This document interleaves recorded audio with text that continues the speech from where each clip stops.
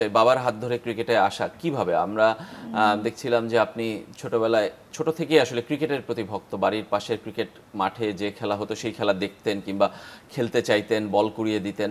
সেই সময়টার কথা একটু যদি আমাদেরকে বলেন। হ্যাঁ, ওই যে বাসায় যখন এলাকায় খেলা হইতো ভাইয়াদের, তো ভাইয়াদের খেলা দেখতাম সবসময়। যেই জায়গায় খেলা হোক সাথে সাথে ভাইয়ারা নিয়ে যেত। তো এরকম খেলার প্রতি আগ্রহ দেখে আমার যে ছোট চাচা আছে উনি আমার বাবাকে বলছে যে ওর একটা ক্লাবে ভর্তি করে দাও, কারণ এই জায়গায় যে ওই জায়গায় যায়। পরে হচ্ছে বাবা একটা ক্লাবে নিয়ে যায়, তখন হচ্ছে ওইরকম মেয়েদের তো প্র্যাকটিসের ফ্যাসিলিটিস তো এরকম ছিল না। তো তারপরে কিছুদিন প্র্যাকটিস করার পরে আমি বিকেএসপিতে যাই, বিকেএসপিতে চান্স পাওয়ার পরে ওইখান থেকেই উঠে আচ্ছা। আসি। মানে এটা তো খুব সহজ সরল স্বীকারোক্তি কিংবা খুব মনে হচ্ছে যে সহজেই হয়ে গেছে। কিন্তু এত সহজ তো নিশ্চয়ই ছিল না। না, সহজ ছিল না, কারণ আমি একদম গ্রাম থেকে আর শহরে যেতাম প্র্যাকটিস করতে। তো ওই সময় হচ্ছে আমার যে যাওয়ার পথে আমার যে প্রতিবেশীরা ছিল, তো আমার দাদা ছিলেন, উনি হচ্ছে একদিন মসজিদের একটা সভাপতির ইয়েতে ছিল। তো আমার দাদাকে অনেক কথা শুনতে হয়েছে, আমার ফ্যামিলিকে অনেক কথা শুনতে হয়েছে, কারণ আমি এখন দূরে থেকে হয়তো বা যাই না, বাট তখন আসছে আশেপাশ থেকে অনেক বাজে কথা আসছে যে ও ওইভাবে খেলতেছে কেন, কি করবে না করবে, ভবিষ্যতে কি হবে, হাত ভেঙে যাবে, পা ভেঙে যাবে। তো এগুলো নানান রকম কথা হইতেই ছিল, কিন্তু এখন মোটামুটি এখন তো সুস্থ। তারাই আবার প্রশংসা করে। হ্যাঁ, এখন পুরো রিভার্স। আমি একটু দর্শকদেরকে জানিয়ে রাখতে চাই যে সুমাইয়ার বাড়ি কিন্তু ময়মনসিংহে। তিনি বলছিলেন বাড়ির কথা যে ময়মনসিংহে থেকে মাহমুদুল্লাহ রিয়াদ, মোসাদ্দেক হোসেন কিংবা ফুটবলে সানজিদা, সাবিনা, মারিয়া সবাই উঠে এসেছেন। সেই ময়মনসিংহেরই সন্তান সুমাইয়া আক্তার এবং তিনি সেই ময়মনসিংহকে আসলে রিপ্রেজেন্ট করছেন।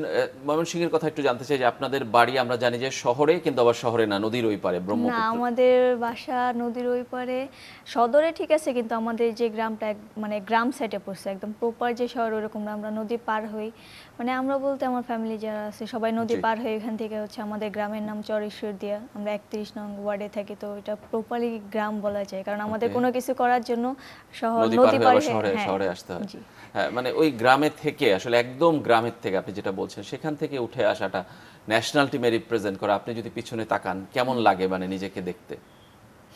ভালো লাগে, কিন্তু হচ্ছে ওই সময়টুকু আমার বাবা আমাকে সবচেয়ে বেশি সাপোর্ট দিছে, নিয়ে আসা নিয়ে যাওয়া, প্রত্যেক দিন নদী পার হওয়া। আমার স্কুল ছিল মহিলা সমিতি উদয়ন উচ্চ বিদ্যালয়, তো ওইখান থেকে আমি সকালে যাইতাম, যাওয়ার পরে স্কুল করতাম, স্কুল শেষ করে ওখানে ড্রেস চেঞ্জ করে মাঠে যাইতাম, মাঠ থেকে আসার সময় বাবা নিয়ে আসতো ম্যাক্সিমাম টাইম, আচ্ছা। কারণ সন্ধ্যা হয়ে যেত আস্তে আস্তে। তারপর আবার পরের দিন আবার স্কুলের হোমওয়ার্ক, তো ওইভাবেই প্রতিদিন যাওয়া করতেই আসা হতো। করতাম। হ্যাঁ, মানে সব মিলে একদম খুব ব্যস্ত সূচি, কিন্তু মানে আপনার বাবার সাপোর্টটা আপনি সব সময় জি, পেয়েছেন। হ্যাঁ, সব সময়। হ্যাঁ, মার সাপোর্ট, মা কি আম্মু বলতো? তো মা কি কখনো কখনো হাল ছেড়ে দিত? না, আম্মু কিছু বলতো না। আম্মু শুধু বলতো যে তুমি খেলো, যা হওয়ার আমরা দেখে নেব। তার মানে মার সাপোর্টটাও আপনি পেয়েছেন, জি, মানে পরিবারের সাপোর্ট সবাই পেয়েছেন। এটা একটু ব্যতিক্রম। অন্য জায়গায় আমরা দেখি যে বাবা মা অনেক সময় সাপোর্ট দেয় না, আশেপাশের কথায় প্রভাবিত হয় অনেক বেশি কিংবা বাধ্য হয় খেলা থেকে সরিয়ে দিতে। কিন্তু আপনার পরিবার ব্যতিক্রম এবং আপনাকে দেখে এখন নিশ্চয়ই ওই এলাকায় কিংবা আশেপাশে অনেক পরিবর্তন হয়েছে, অনেকেই খেলতে চায়। হ্যাঁ, খেলতে চাই। তো আমাকে যখন এরকম নেগেটিভ কথা বলা হয়তো, আমার বাবার যে ফ্রেন্ড সার্কেল আছে, তো আব্বু সবসময় রাতে আড্ডা দিত। তো এখানে যে ফ্রেন্ড সার্কেল আছে, ওনার আঙ্কেলরা অনেক শিক্ষিত ছিলেন মোটামুটি। তো আব্বুর যে ফ্রেন্ড সার্কেলটা ছিল ওখান থেকে হচ্ছে আব্বুকে বুঝাইতো যে একটা সময় যখন ও ভালো কিছু করবে, তখন এই যে মানুষগুলো নেগেটিভ কথা বলতেছে ওরাই পজিটিভ কথা বলছে। আপনি হাল ছাড়েন না, আপনার মেয়ের পিছনে আপনি থাকেন, যেভাবে আছে সবাই তো থাকেন। আর বাবা, চাচারা, আম্মু সবাই মানে মোটামুটি ক্রিকেট খেলা দেখে, পছন্দ করে। আচ্ছা। এর জন্য বাবার নেগেটিভ কথা আসলে উনি হ্যান্ডেল করে নিত, আমার পর্যন্ত পৌঁছাইতে দিত না। এইটা একটা বড় সাপোর্ট, পরিবারের সাপোর্ট।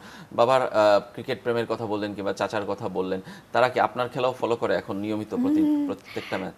দেখে, মাঝখানে চাচা ফোন দিয়ে বলছে কি অনেকদিন রান টান পাও না, কি হইতেছে, মনোযোগ দাও, এরকম বলে। আব্বু বলে যে ঠিক আছে, হয় নাই, পরের বার হবে। আম্মু বলে, আপুরা যারা আছে সবাই হেল্প করে। মানে প্রেশার প্রেশার হয় না তো না, কোনোভাবে? প্রেশার হয় না। আমি যখন খারাপ খেলি তখন আরো বেশি সাপোর্ট দেয় যে ঠিক আছে, এটা হয় নাই তো কি হয়েছে, পরের বার আবার হবে ইনশাল্লাহ।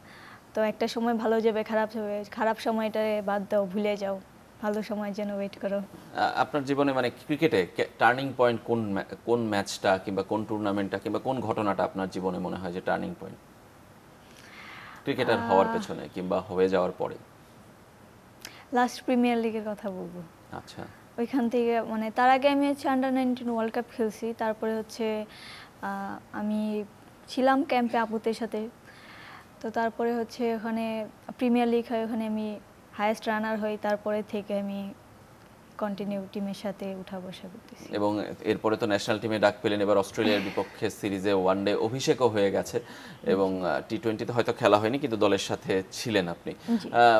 ওয়ানডে অভিষেকের ম্যাচটা সম্পর্কে একটু জানতে চাই, তার আগে বাবার হাত থেকে ক্যাপ পাওয়া ন্যাশনাল টিমের ক্যাম্প, সেটা নিশ্চয়ই একটা স্মরণীয় স্মৃতি হয়ে থাকবে। জি, আমি তো এইটাতে হচ্ছে মানে কি বলবো আমি নিজেই বুঝতে পারতেছি না, কারণ আমি প্রথম মনে হয় যে বাবার হাত থেকে এরকম ক্যাপ পাইছি, এর আগে কখনো এটা হয় নাই বা কারো সুযোগ হয় নাই।